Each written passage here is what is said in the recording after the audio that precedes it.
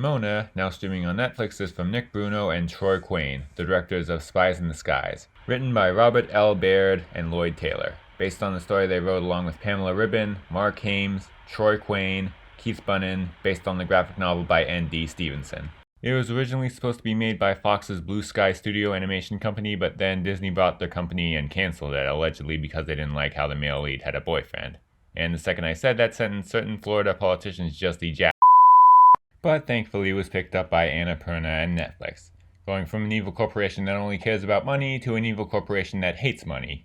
Either way, we should all be thankful that this great animated film has finally been made. It's about a man who is about to be knighted. Yes, he's the gay one. But at the ceremony, the queen is assassinated and he is framed. When that happens, the title character comes in. Nimona is a shapeshifter who wants to be his sidekick, thinking he's going to do more evil things. But she instead helps him try to clear his name.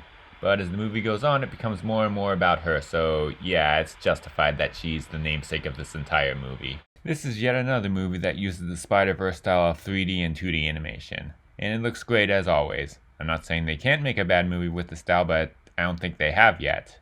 And it brings to life an interesting story in a rich world that seems both futuristic and fantastical. And it tells an interesting story in this world with cool, stylized action scenes and even a few unexpected turns. It's also helped by some likable characters. Nimona herself is a particular standout. The Gay Knight is also a pretty cool character. He's played by Riz Ahmed and is the straight man but also a very deeply sympathetic character, but Nimona still steals every scene she's in, partially because of Chloe Grace Moretz's vocal performance. She's an endlessly entertaining presence that's consistently fun to watch. And despite the energy and comic relief, there's still a lot of emotion and heart to her, especially in the second half. She's the heart of this movie, and she's a compelling one to model it around. I guess my main complaints lie in the second half. Like I said earlier, it gets more about her near the end. In fact, it gets to the point where it kind of overshadows the plot about the Queen's assassination.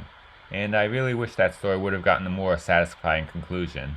But overall, this will probably be among the best animated films of the year. Not as good as Across the Spider-Verse, but that's an unrealistically high bar. This is a really good animated fantasy movie with fun characters, an interesting story, and a good amount of heart. A movie that's better than both Netflix and Disney deserve.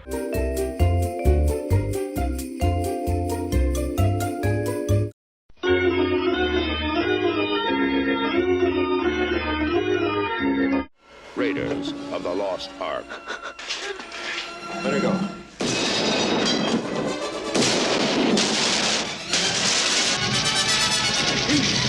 We have no time. If you still want the Ark, it has been loaded onto a truck for Cairo.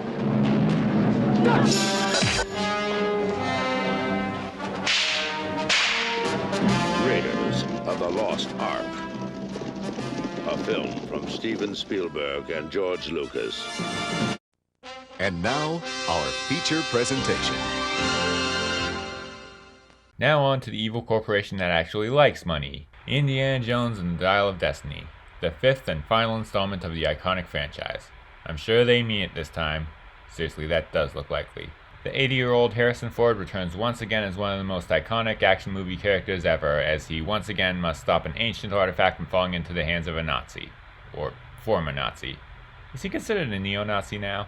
Either way, the movie's okay, I guess. Nowhere near as great as the original trilogy, but better than Kingdom of the Crystal Skull, yet still kind of underwhelming considering the fact that it's Indiana Jones.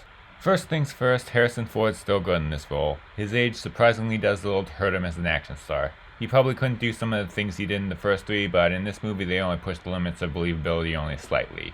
They used the digital de-aging thing in the opening flashback, which sucks, but then again that flashback is probably one of the better action scenes in the movie. Except for the digital de-aging, of course. The movie also has surprisingly little fan service. That's growth from Disney. It's also worth mentioning that they kill off Shia LaBeouf's character off screen before the movie even starts. I mean, I wasn't a fan of Crystal Skull either, but damn. But anyway, despite all the pros, it just feels a little too much like every other big tentpole movie. More than it does the original trilogy. I know those movies are a high standard to hold anything to, but does it have to feel so forgettable? It's basically the same CGI action and generic plot as any other summer movie. The fact that it's related to one of the greatest action trilogies ever only emphasizes that. So yeah, it plays it safe for the first 2 hours or so, but in the third act it takes a very bizarre turn. And it's interesting. I don't know if it got better or worse, but I wasn't expecting that at least. It could be the new equivalent to introducing aliens to it, or a rational turn considering the magical elements of all the other ones. Either way, it's the most memorable part of the movie. But this is a mostly forgettable would-be blockbuster that just manages to take some wild chances at the end. I was stuck between 3 and 2.5 stars, but now I think I might be leaning towards 2.5 because of how bland it is, and because of the weird ending, and how unnecessary and cynical the whole thing is. Nice going, Disney. You could have had a great movie like Nimona, but you wanted to squash out LGBT representation, and now you got this instead. Karma.